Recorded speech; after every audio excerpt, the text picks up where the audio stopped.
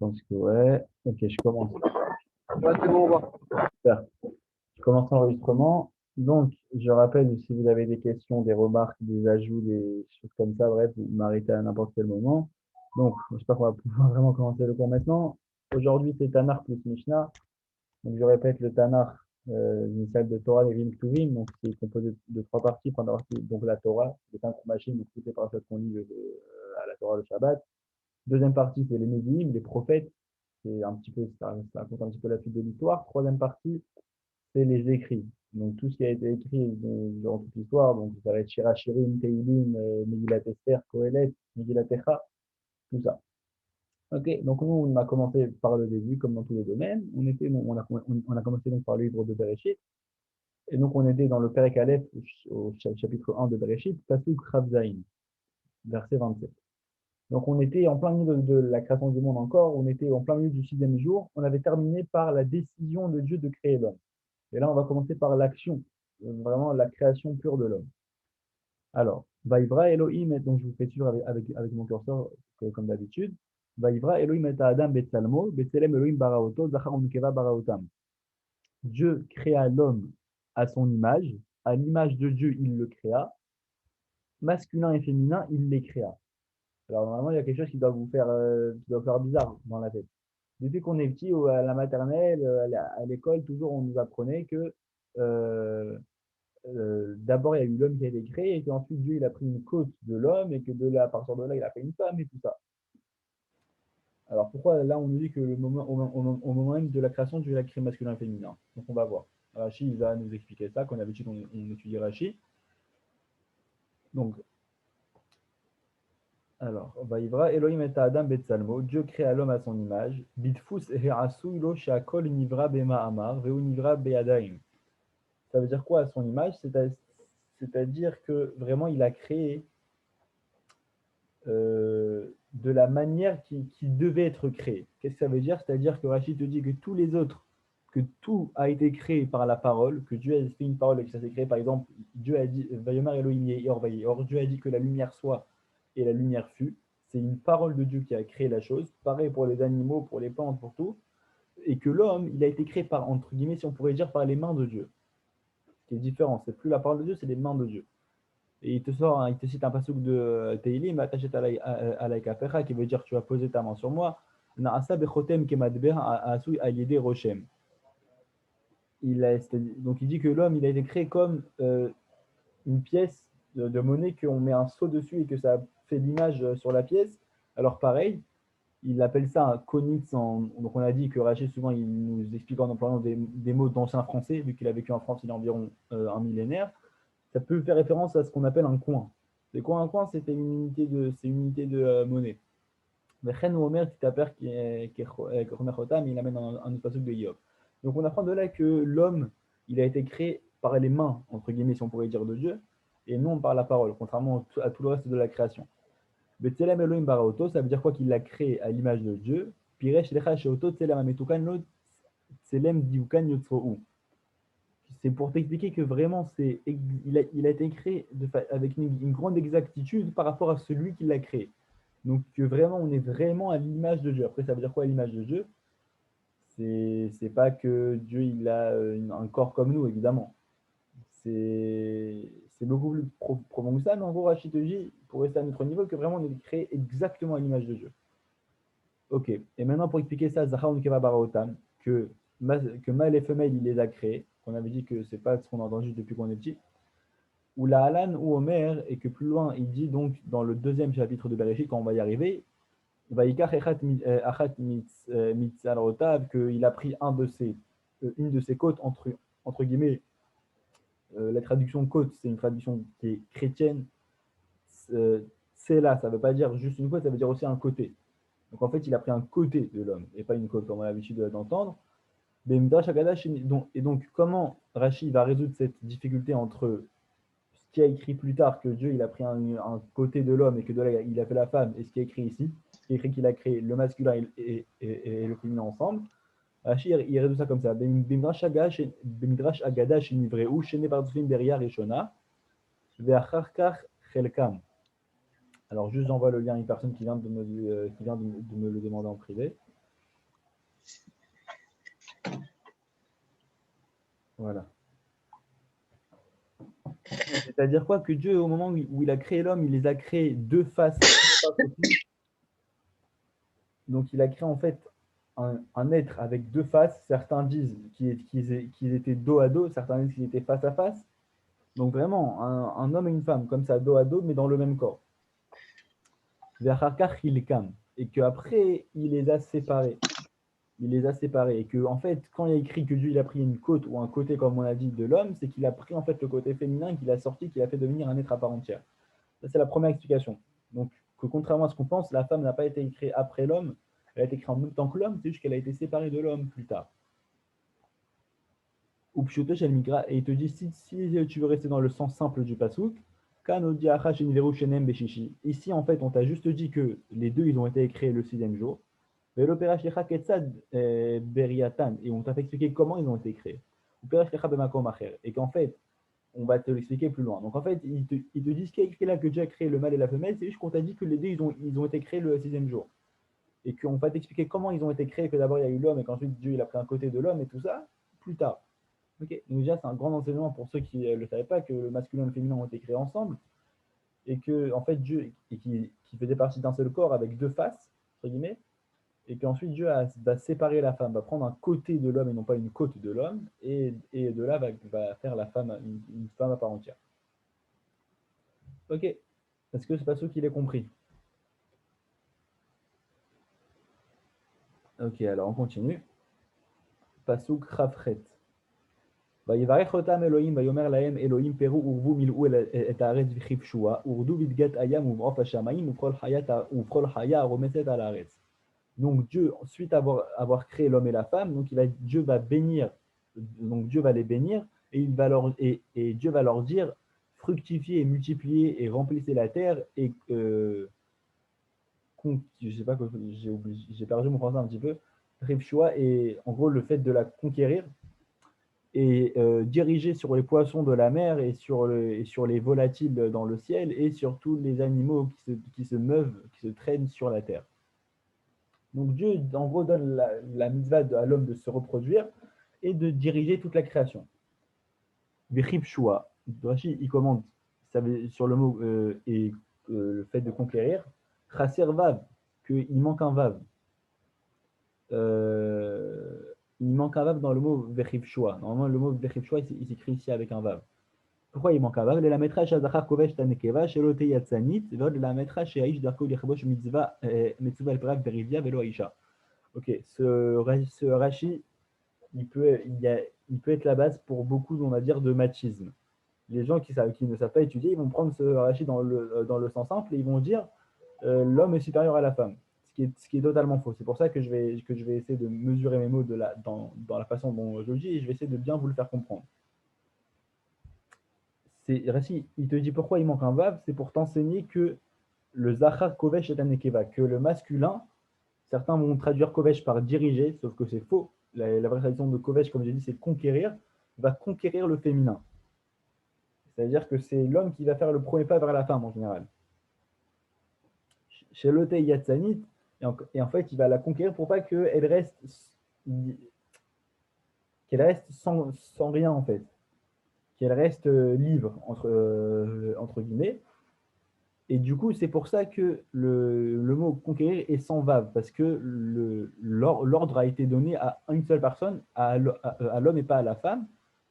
Et aussi, c'est pour enseigner que c'est parce que l'homme, que son bérer, que sa nature en fait à l'homme, c'est d'aller vers l'extérieur et de conquérir. Il n'y a que lui qui a reçu le commandement d'avoir des enfants. Il n'y a que lui qui a reçu le commandement de se multiplier et de faire des enfants et pas la femme. Ça, c'est une halakha qui est claire. La femme n'a aucune obligation d'avoir des enfants. L'homme a l'obligation de se marier et d'avoir des enfants. Donc j'espère que ce Rashi, il est bien compris parce qu'il peut porter à confusion et vous pouvez mal interpréter mes paroles. Mais voilà, dites-moi s'il n'est pas compris. Et je pense que c'est bien compris. Quoi? Je pense que c'est bien compris, je pense. D'accord.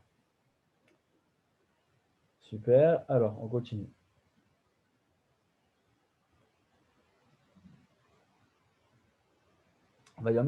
Donc, Pasuk Raftet. ויאמר אלוהים, הנה נתתי לכם את כל העשב זורע הזרע אשר על פני כל הארץ, ואת כל העץ אשר בו פרי עץ זורע הזרע לכן יהיה לאוכלה. Et donc Dieu dit, et voici, je vous ai donné toute verdure, toute végétation qui porte sa semence sur la face de toute la terre et tous les arbres qui font un fruit et qui portent leur semence, pour vous, ça sera en nourriture. Lachem yeh leochla ulchol chayat haaretz. Rashi commente, ça veut dire quoi? Ça sera pour vous votre nourriture et aussi pour tous les animaux de la terre. Ishva lahem behemot, que Dieu il a mis sur le même plan l'homme et l'animal, vechayot les ma'achal, juste pour le plan de la nourriture. Sur le plan de la nourriture, de ce quoi tu te nourris, Dieu de base il avait mis l'homme et l'animal sur le même plan. Et qu'il n'avait pas donné l'autorisation à l'homme et à sa femme de tuer une créature et de manger de la viande. Donc ça veut dire que à l'origine, Adam et Chava étaient végétariens. Et que du coup, tout le monde, toute la création, c'est-à-dire les animaux et les hommes, ne mangeaient que de la verdure, que du végétal,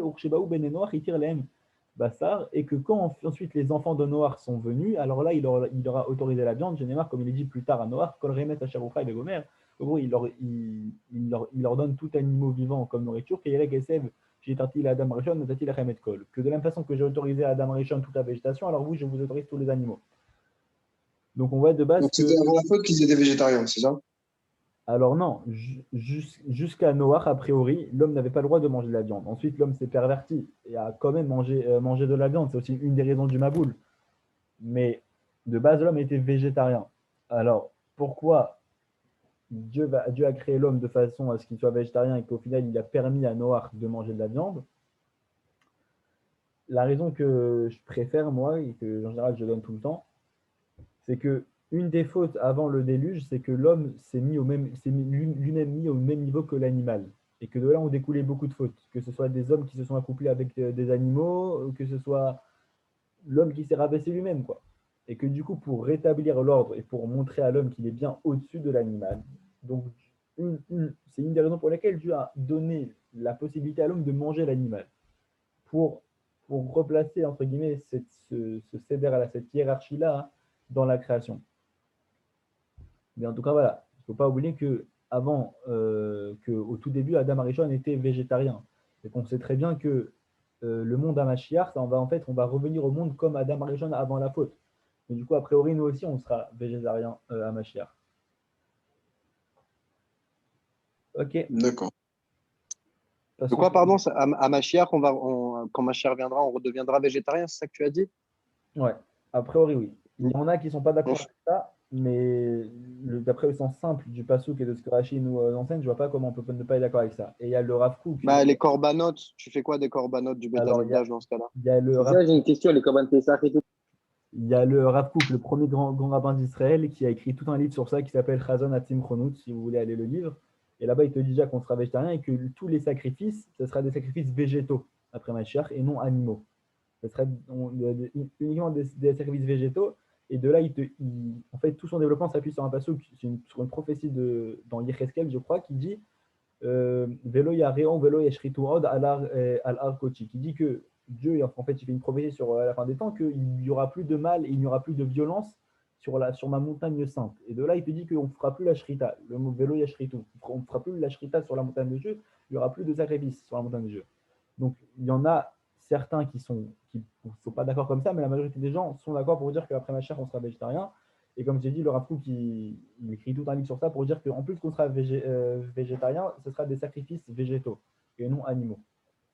Mais les sacrifices qui brûlent entiers, par exemple, je sais pas, je pense à Yitzhak Avinu, en général, je peux me tromper, mais je crois qu'il y a un sacrifice qui brûle entièrement. Oui, à part ça. la Ola s'appelle la Ola. On va dire que ce ne sera plus les mêmes. Si tu veux, le système de sacrifice, c'est un système qui peut exister que dans un monde où la faute existe.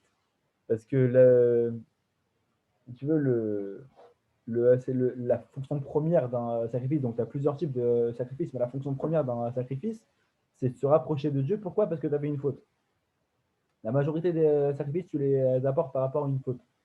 Et du coup, dans un monde où il n'y a pas de faute, où après Machiar, tu n'as plus de mauvais penchants, ou en tout cas, il y a certaines fautes, mais ce n'est pas les fautes comme on les entend au jour d'aujourd'hui, pour ne pas rentrer dans tout ça. Alors, c'est pour ça que le système de sacrifice est totalement différent.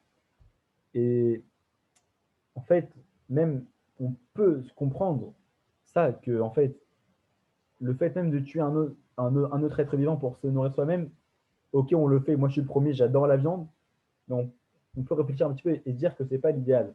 Et que si Adam Arishon a été créé comme ça et que pendant les 10 premières générations du monde, vu qu'il y a 10 générations entre Adam et Noah, Dieu n'a pas permis à l'homme de manger de la viande, c'est que c'est pas l'idéal de manger la viande. Et que Dieu, en fait, l'a donné un petit peu peut-être pas, comme j'ai dit, pour certaines raisons, comme pour mettre l'homme au-dessus de l'animal et tout ça. Donc, c'est beaucoup de spéculation, mais voilà, comme c'est bien basé, il y a beaucoup qui pensent comme ça. Il y a le Rashi, il y a le sens simple du pasouk même qui nous l'apprend. Il y a comme j'ai dit, le premier grand rabbin d'Israël a écrit tout un livre sur ça. Donc, voilà, je pense qu'on a assez de sources. Ça veut dire que, bah, en vrai, le Corban Pessah, c'est une mitzvah de le manger, on est d'accord? Encore une fois, le Corban Pessah, c'est une mitzvah. Euh, Après Mashiach, on ne fera pas les mitzvahs de la même manière. Vu que, ok, Oui, mais il n'y aura que deux, il n'y aura que les fêtes des Rabbanan. Excuse-moi de couper, mais j'ai entendu qu'à la fin, il n'y aura que Purim et Hanouka et qu'on pas déjà, nécessairement qu'on fera. déjà d'après la majorité des avis, oui, ce sera les seules fêtes qui resteront. Mais même si on maintient les autres fêtes, en fait, on va dire qu'on va passer dans un monde petit à petit. Ça va pas se faire de façon immédiate, mais la période du Mashiach, elle s'étend sur plusieurs années, voire plusieurs siècles. Qu'on va passer d'un monde totalement matériel à un monde totalement spirituel. Ça va se faire en plusieurs étapes. C'est pas d'un coup, on va plus avoir de corps et il y a Superman qui va arriver et qui va nous délivrer. Non, c'est pas ça. Mais au final, à la fin de tout ce processus-là, on va arriver dans un monde où il y a écrit que, par exemple, il y a tout qui va pousser sur les arbres, que ce soit un gâteau entier au chocolat qui va pousser directement d'un arbre, ou que ce soit un pull Zara, bon, je sais pas s'il y aura encore Zara, qui va te pousser d'un arbre. C'est pour dire qu'on va passer dans un monde totalement spirituel. Alors, quand on sera dans ce monde totalement spirituel, c'est sûr qu'on ne fera pas les mitzvot de la même manière. Que mettre les filines, même, ça ne sera pas prendre une peau de vache et mettre sur soi. Donc, c'est des choses qui sont difficiles à comprendre pour nous parce qu'on se dit, ouais, voilà, ça c'est la Torah, comment on va plus avoir la Torah après ma chère. C'est juste qu'on aura l'essence de la Torah, entre guillemets. Adam Arishon, il mettait les téphilines. Excuse-moi de poser cette question. Alors là, c'est une grosse question. Regarde, on dit Je sais que. pas, je suis désolé, mais parce que tu as ouvert la question en vrai, puisque Non, c'est la peau de vache, etc. il n'y a pas de souci. Adam Arishon, avant la faute, il avait un corps totalement de lumière. C'est l'état auquel on va revenir à la fin de tout le processus de Mashiach. Donc, il ne pouvait pas mettre les filines, techniquement. Enfin, les filines comme on l'entend aujourd'hui. Après la faute, il a eu un corps de peau, comme on va le voir après, un corps comme nous, entre guillemets. Et là, on peut se poser la question, est-ce qu'il met les têtes? Alors, on dit que tous les Abot, Abraham, Isaac et Jacob, ils accomplissaient toute la Torah. Avant même, par exemple, ils faisaient Pessah alors qu'il n'y avait pas encore eu la sortie d'Égypte. Maintenant, est-ce que Adam Arishon est compris dans ça? Je ne sais pas, la vérité. C'est des notions de la Kabbalah que, à mon avis, même si, oui, il accomplissait la Torah, il l'accomplissait pas comme on l'entend aujourd'hui. Par exemple, il devait sentir qu'à Pessah, il y a une influence, il faut que je mange de la matzah, bah, il mange de la matzah, mais il ne mange pas de la matzah comme nous parce qu'on se souvient de la sortie d'Égypte. On va dire que lui, comme Abraham, Isaac et Jacob, en fait, il pouvait sentir l'influence qu'à ce moment-là de l'année, il faut manger de la matzah. Nous, aujourd'hui, on fait les mitzvot parce qu'il s'est passé quelque chose. À Pessah, on a eu la sortie d'Égypte, à ça, on a eu ça, à ça, on a eu ça. Alors attends, Harry, parce que ça, moi, ça me fait poser une question du coup, bon, en tant que mec qui n'a jamais vraiment étudié en yeshiva, vraiment, c'est une question toute bête. Ça veut dire qu'à l'époque d'Adam Arishon, il appliquait la Torah qui n'était pas une Torah qu'on avait aujourd'hui en soi, avec vraiment les préceptes qu'on avait aujourd'hui, vu que c'était avant la faute. Alors, C'est ça que comme tu veux j'ai dire? dit, déjà, Bah, de toute façon, on peut dire aussi qu'Hachem, il met les tefilines aussi. J'ai déjà vu ça quelque part, même quand alors, Hachem, il a montré le nœud des tefilines à Moshe. Donc, c'est pas une peau de vache qui met Hachem, on s'en doute bien. non, déjà, quand j'ai dit que les patriarches, ils accomplissaient la Torah, je parlais, comme j'ai dit, Abraham, Isaac et Jacob. Adam Arishon, je ne sais pas la vérité, comme je vous l'ai dit, mais je peux peut-être penser que c'est le même principe. Ce que tu dis que Dieu y met les tefilines, évidemment, que celui qui a des vrais tefilines, c'est Dieu. comme on vient de le lire, l'homme il a été créé à l'image de Dieu. Donc tout ce qu'on a dans ce monde-là, c'est qu'une image de ce qu'il y a dans le monde d'en haut. Donc nous, on pense avoir une main, par exemple, mais celui qui a une vraie main, c'est Dieu. Nous, on a l'image d'une main. On a été créé à l'image de Dieu. Donc tout est une image dans ce monde-là, tout est une image du monde futur. Par exemple, ici, il y a une table, bah, la vraie table, elle est en haut. Il y a une vraie table en haut, et nous, on n'a que l'image d'une table en bas. C'est très difficile à comprendre, mais c'est tout un cours. Donc quand je parle des tefilines de Dieu, oui, c'est ça. Celui qui a des vraies tefilines, c'est Dieu, en fait. Nous, on reproduit l'image des tefilines, en fait. Donc les mitzvot, comme a pu les accomplir peut-être Adam Arishon, c'était peut-être dans ce sens-là, comme Dieu l'entend, dans un monde totalement spirituel. Voilà. Bon, je pense on a pas mal dévié du sujet, la vérité, mais bon, c'est très intéressant. On va arrêter là pour le Tanakh et on va passer à la Mishnah. Alors, là. Ok. Donc on était dans le troisième chapitre des Mishnayot de Masechet Brachot. Donc on a dit la première Masechet de tous les Mishnayot.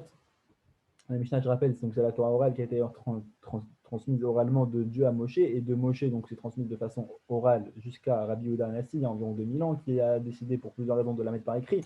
Elle vient juste expliciter et éclairer, on va dire, les enseignements de la Torah écrite et les mitzvot, et pas en rajouter. Donc voilà. C'était pour la petite introduction comme d'habitude. Donc on était là. Donc là, vous avez une page de Gemara devant vous, mais dans la Gemara se trouve la Mishnah. Donc voilà.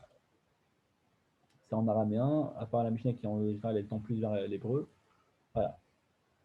Ba'al Kerim et Ar Belibo. Donc on était toujours dans ce chapitre-là de Brachot, on est plus dans comment tu as le droit de faire le schéma et dans quelle situation tu n'as pas le droit de le faire. Donc là, la Mishnah, elle commence Ba'al Kerim et Ar Belibo. C'est quoi Ba'al Kerim? C'est quelqu'un c'est un homme qui a eu une sécrétion séminale, qui a rejeté de la semence de façon involontaire pendant son sommeil. On l'appelle Ba'al Keri. Ok. Donc, quelqu'un qui est comme ça, mais un rire Belibo. Si l'heure du schéma le matin, elle est arrivée et qu'il n'est pas allé se tremper au mikvé, il n'aura pas le droit de lire le schéma à voix haute. Il faudra qu'il pense le schéma dans son cœur, entre guillemets. Il pense la lecture du schéma dans son cœur. Pourquoi? Parce qu'on verra dans Rashi que Ezra, qui a vécu il y a 2500 ans environ, avait fait une takana, une instauration comme quoi celui qui est Baal Keri, il n'a pas le droit d'étudier la Torah. De nos jours, c'est beaucoup plus cool parce que la majorité des hommes, malheureusement, le sont. Qu'ils le sachent ou non, la majorité des hommes le sont parce qu'il y a beaucoup plus de force d'impureté. Donc aujourd'hui, il n'y a plus cette loi-là. Quelqu'un qui, malheureusement, il a une émission séminale, il prend une douche, a priori, c'est bon. Voilà. Pour pas rentrer dans les halachot et dans les discussions. Ok, donc si quelqu'un il était comme ça à l'époque, vraiment il a une émission séminale pendant la nuit, il faudra qu'il lise le schéma dans son cœur, il n'aura pas le droit de le lire à voix haute. Et il n'aura pas le droit de faire la bracha sur les brachos du schéma, ni celle d'avant, ni celle d'après. Donc il ne fera pas les brachos du schéma. Et donc, quand il va manger, donc on parle vraiment une vraie souda avec du pain, il aura le droit de faire le birkat Amazon après, donc après avoir mangé, mais il n'aura pas le droit de faire la bracha avant d'avoir mangé, donc de faire un motzi. Rabbi Yehuda Omer, Rabbi Yehuda il dit, mais varech lifnehem ou lacharehem. Rabbi Yehuda il dit, il a le droit de faire la bracha avant et après. Donc il parle du schéma et du birkat, que tu as le droit de faire toutes les brachot avant et après, sans aucun souci. Ça c'est l'avis de Rabbi Yehuda. Ok, on va voir ce que Rachid nous dit sur cette Mishnah-là. Ba'al Keri. Donc il te dit, c'est cette personne-là qui a eu cette émission séminale. Il t'explique Nitakana Tezra Vaelar, Shitiken Tedila le Ba'ale Kerin, la Sot Batora. Kidam Renan Vavakama Berek Merube. Donc c'est ce qu'on a dit. Il te dit qu'en gros, depuis la Takana, depuis l'instauration de Ezra, et après, donc Ezra avait instauré de se tremper au mikvé pour tous ceux qui ont une émission séminale pendant la nuit, sinon ils ne pouvaient pas, entre guillemets, étudier la Torah. Ok, c'est ce qu'on a dit. Mais Arer, ça veut dire quoi qu'il pense, entre guillemets, le schéma. Kriyat Shema Belibo Shema Gazman Amika. Qu'est-ce qu'il pense en fait? C'est vraiment qu'il pense à la lecture du schéma dans son cœur quand l'heure quand l'heure de la lecture du schéma elle va arriver. Beno Mevarer, et qu'il ne fait pas la bracha. Rachid te dit Afilou Beirou. Parce qu'on a dit que le schéma, ok, il n'a pas le droit de le faire, mais il a le droit de le penser dans son cœur. Rachid, il te C'est dit quoi Irhour, la traduction, tu saurais me dire? quoi? C'est quoi la traduction de Be'irhour? Beirou, en fait, c'est Irou Aleb, c'est une pensée, on pourrait dire. C'est le penser quoi même. Genre, tu penses à la lecture du schéma, genre, tu le lis dans ta tête en vrai, sans prononcer les mots. Ve'eno mevarech, Rashi, il te dit que pour les brachot, c'est pas juste que tu n'as pas le droit de le faire à voix haute, mais que tu as le droit de les penser dans ta tête. Même les penser dans ta tête, tu n'as pas le droit. L'olefanea ve'lo le'acharea, ni avant ni après, qui viennent des brachot, la bidoraita mechayev lo itzrechu rabanan. Donc pourquoi tu n'as pas le droit de faire les brachot ni d'avant ni d'après? Rashi te dit, parce que toutes les brachot, sachez-le, toutes les brachot qui puissent exister, elles ne sont pas de la Torah, elles sont des sages. Et que du coup, vu qu'elles sont des sages, on n'est pas à ce moment-là à le forcer, même s'il a une émission séminale, qu'il soit obligé de faire la bracha. Maintenant, on avait dit que pourtant le Birkat Amazon, il le fait après avoir mangé, il fait la bracha après avoir mangé, parce que le Birkat Amazon, c'est la seule bracha de toutes les brachot qui est une obligation de la Torah. On voit ça tout simplement le passage qu'on lit dans le Birkat Vachalta, Vesavata ou Verachta. C'est un passage de la Torah qui dit tu manges, tu te rassasies, tu fais la bracha. Donc la seule bracha qui provient de la Torah, c'est le Birkat Amazon. Qui est une obligation de la Torah, c'est le Birkat Amazon, et c'est pour ça que c'est la seule que tu auras le droit de faire si tu as une émission séminale. Et il ne fait pas la bracha avant manger. Dès là, parce que ok, le Birkat c'est de la Torah, mais la bracha d'avant de Motzi, c'est pas de la Torah, comme on a dit, c'est comme toutes les autres brachot, ça a été instauré par les sages.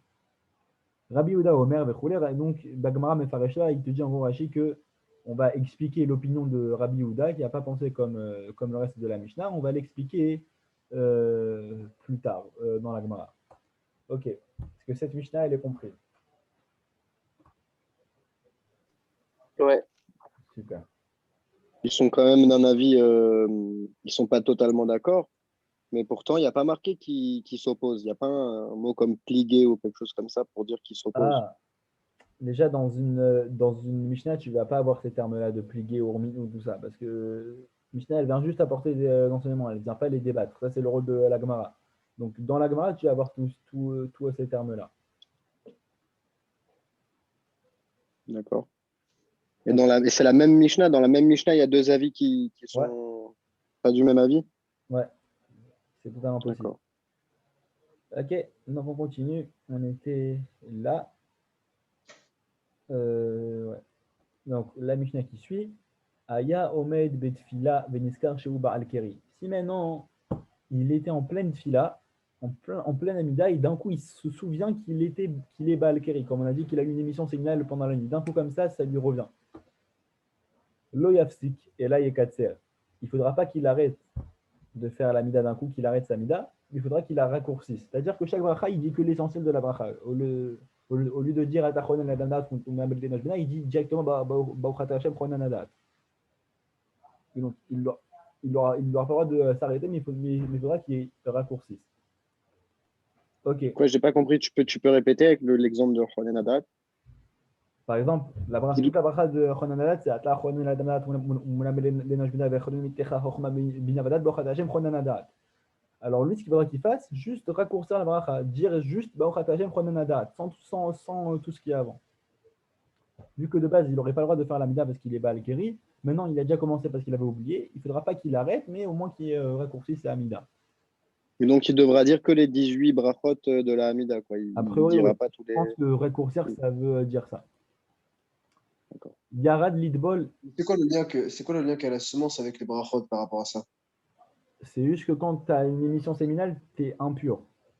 Que du coup, tu n'as pas le droit de prononcer le nom de Dieu, d'étudier la Torah, bref, c'est très compliqué. Mais quand tu fais Baruch Ata Hashem, tu prononces le nom de Dieu en soi. Oui, mais en fait, là, vu qu'il a déjà commencé sa Hamida, on lui dit, c'est comme ça que la Mishnah elle tranche, qu'on lui demande pas d'arrêter, qu'on lui dit fini, mais fais la courte, quoi. La Ok. Hamida, c'est des Rabbanan, il me semble. Ouais. Non. Toutes les brachot, c'est des Rabbanan. Mais pourtant, on a dit que tout ce qui était des Rabbanan par rapport au Balkeri, c'est pas censé être problématique. On a dit que c'était que ce qui était des Oraïta. Non, au contraire, on a Ah, dit. c'est l'inverse. Ouais, c'est l'inverse. La seule bracha que tu as l'autorisation de faire quand tu es Balkeri, c'est Birkat Amazon, parce que c'est des Oraïta. Mais non, là, on est dans le cas où il a déjà commencé sa Amida. S'il n'a pas encore commencé, oui, là, il a pas le droit de la faire. Maintenant, s'il a déjà commencé sa Amida, qu'il est en plein milieu, on lui dit, bon, t'arrêtes pas, finis là, mais fais-la en raccourci. Il compterait dans un minyan quand même, celui-là. Si c'est pile le 10e, il va pas annuler le minyan quand même. Alors, je pense que oui. Je pense que oui. Ok. Il y a Rad Lidbol. Maintenant, s'il est descendu pour aller se tremper au Migvé, Imyachol la alot ou litkasot velikot achelote et anetz ahama.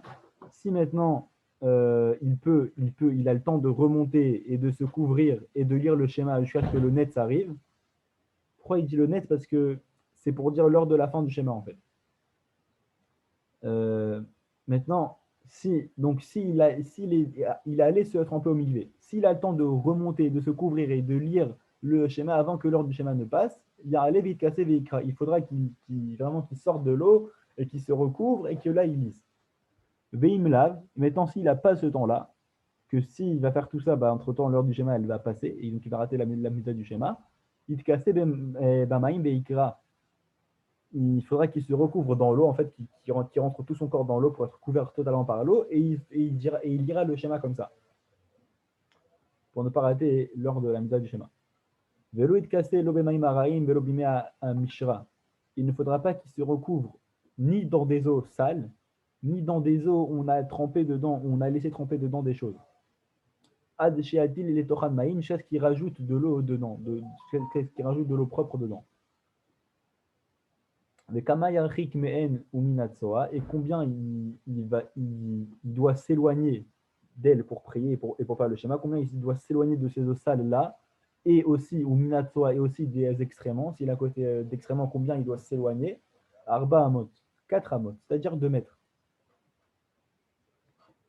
Ok, on va voir le Rashi. Lo yafsik, il ne devra pas s'arrêter. Filato les gamre, et là, il kol bracha ou bracha, beomer kol amachot bekoser. Donc, Rachid, il t'explique comme on a dit, il ne faudra pas qu'il arrête totalement sa amida, mais juste qu'il raccourcisse chaque bracha et qu'il dise chaque bracha de façon plus courte. Les maïm araïm, il te dit c'est quoi ces mauvaises eaux? Maïm suruchim, c'est des eaux sales, vraiment. C'est quoi mauvaise eau? Il te dit c'est vraiment des eaux sales, soit par l'odeur, soit par l'apparence, soit par ce qu'il y a dedans, quoi.